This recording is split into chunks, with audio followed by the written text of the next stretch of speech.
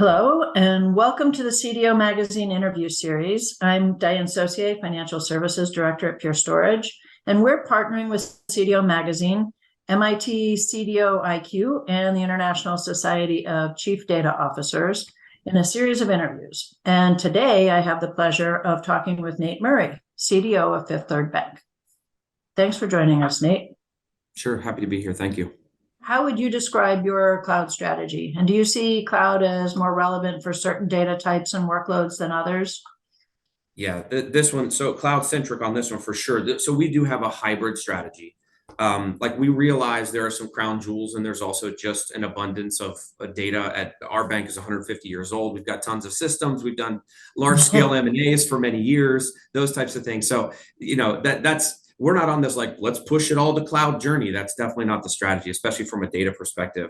But the reality is the concept of data gravity, when you're talking about cloud, it becomes really important. And data gravity just says like, where does the bulk of the workload sit, right? If you're interacting with, let's say like a Salesforce or like a Workday product, and all of your data that you want to interact with already sits out in a SaaS or PaaS hosted solution, then why wouldn't you also co-locate the additional data that you want to augment your data sets with out in the cloud, right? Like why move it all to one place and you're constantly moving and replicating and duplicating data?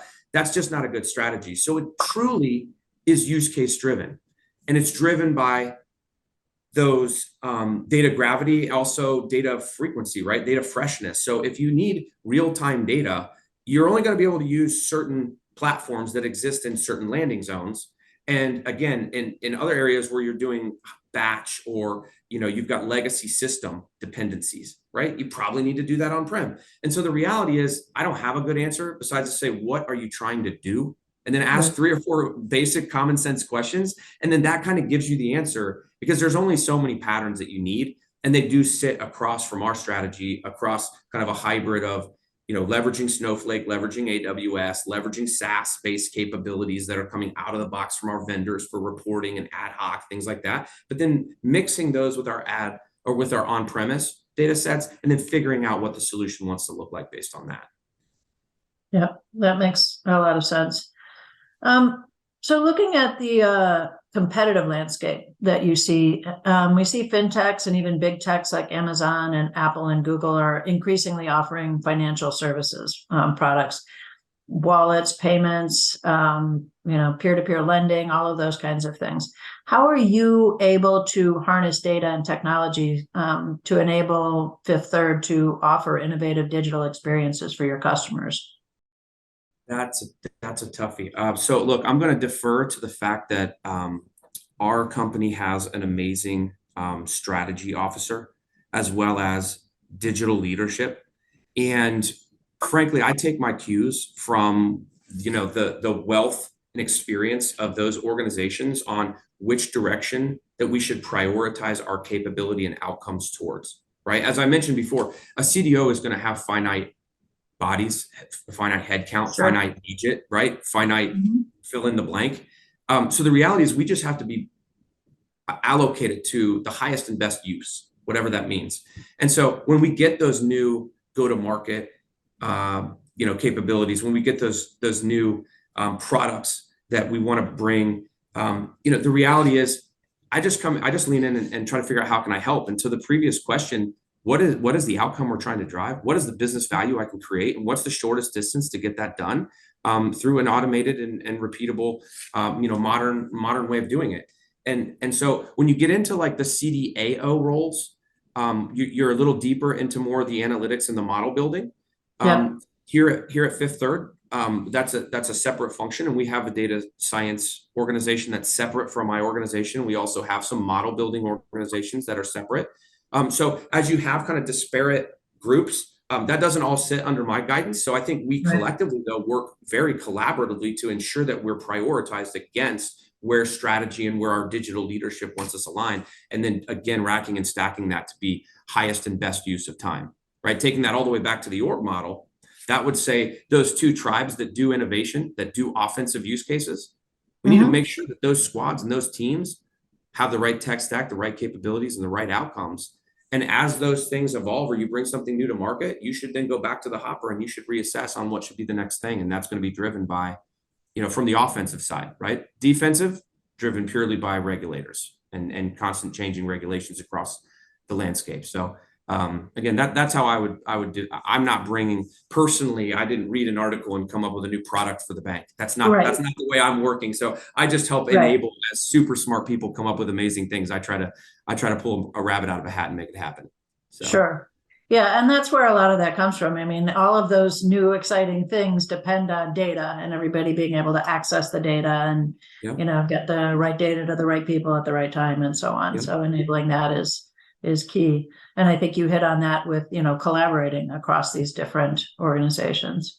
Yep. And within the IT function, it's also three legs of the stool here too, right? You've got InfoSec, right? The CISO, peer of mine, as well as the CTO, who's able to, furnish the infrastructure, wrap it in security, and then have that data move securely with the appropriate controls on it. Like the three legs of that stool from an IT perspective has to be in place for this to be done well. Right? So you take your cloud framework, you take your on-premise capabilities, whatever the control, doesn't matter. The controls are the controls, they need to work. And then you partner then with the model risk management teams, with the data science group, with the strategy teams, and it becomes basically this giant melting pot of smart people with great ideas. And then we just try to distill that down into some offensive return on investment. Sure. Gotta do that. Okay, that's great.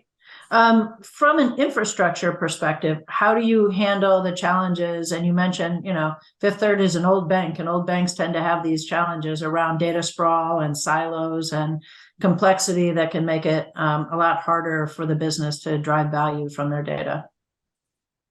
So this is a little bit of a journey. I mean, take a trip in time with me just quickly. You go back, 70s, 80s, everything in data was ad hoc, right? There's a handful of DBAs who could, or people who could interact with the mainframe. It's a very, very small pool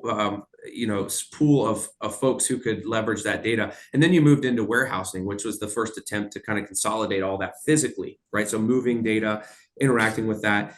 Then you fast forward and then you go into this concept of laking, which obviously came in, or like around 2010 with the advent of Hadoop and other things. And then that became like this giant quagmire that no one could interact with.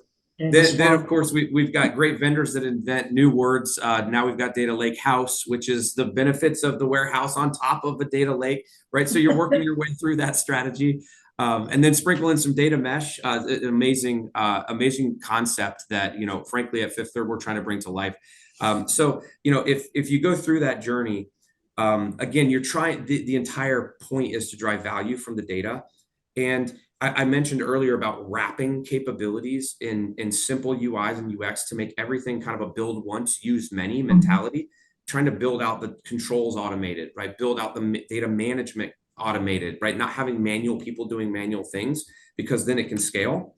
But frankly, at the end of the day, if you're not building out data assets or data products that are easily discoverable by the masses, right? Again, within the controls of access management, right? But people can find them. People who should have access to them can get to them. They understand what tools are available to ingest that information and to transform it to create that business value. And that entire pipeline becomes standardized and fully self-service. The CDO is going to sit here as a dependency for the entire org, for the entire company. And frankly, that just doesn't work, right? So the concept of self-service, at least our approach around leveraging data mesh and all of the goodness that it can bring. And of course, spanning, you mentioned we're 150 years old. That's awesome. And it's also really scary. We have a lot of data from a long time ago and still actively running on mainframes and traditional warehousing, but also sitting in AWS, leveraging S3 and leveraging Snowflake and Kafka streams and all these disparate SaaS-based solutions where data sits. We've got to harmonize all that. And we try to do that. We're attempting to do that in a platform called Data Exchange that we're building out here to bring all that stuff together, where you're bringing access management and all the data management capabilities around lineage and SLAs and business glossary and the ability to frankly extract that value is going to be so much easier in this future state. And we've been building this for about 3 quarters now, and we just went to production about 2 weeks ago with our first data set. And so we're just going to continue to standardize, automate, and create more discoverable data assets, data products, depending on your vernacular, so that they're published and available for our downstream consumption teams to leverage and hopefully create value, analytics and otherwise. That's our whole strategy, and we're pretty excited to be well underway there. That's great. That is very exciting. So thank you so much, Nate Murray, for joining me today. Please visit cdomagazine.tech for additional interviews. It was great talking to you today. Thanks. Thanks, Dan. Have a good day.